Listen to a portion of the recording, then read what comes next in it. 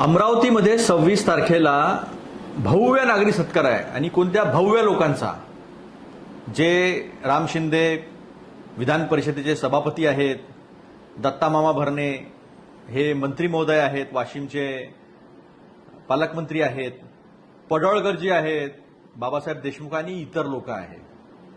आणि ते कुठे आहे? छत्रपती शिवाजी महाराज सभागृहात. लाज वाटत नाही? महाराष्ट्रातले सुद्धा 6 लोक पहलगामच्या अतिरेकी हल्ल्यामध्ये मृत पावलेले आहेत आणि त्यांच्या अजून मृत्यूशय्येची राख सुद्धा विझली नाही आहे आणि ह्यांना सत्कार सुचतात आहे. हार तुरे फुलं घेणं सुचत आहेत. काय हो मोदी साहेब, काय हो फडणवीस साहेब, ही आहे का संस्कृती? देश अजूनही सुटकात आहे, दुःखात आहे, राष्ट्रावरचा अटॅक आहे हा, आणि आमचे लोक हार तुरे घेऊन फिरत आहेत. थोडीशी जनाची नाही तर मनाची लाज बाळगा.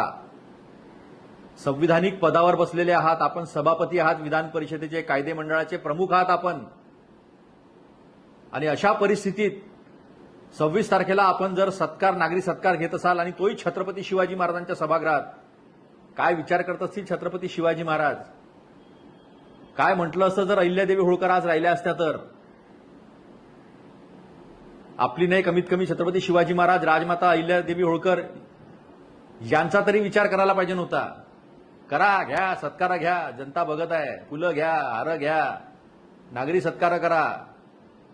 काही लाज शरम नाही आपल्याला, काही आपल्याला दुःखाची चिंता नाही, कारण आपल्या घरात झालं नाही आहे ना. दुसरे मरतात तर मरू द्या. हाच संदेश जो आहे तो याच्यातून चाललाय.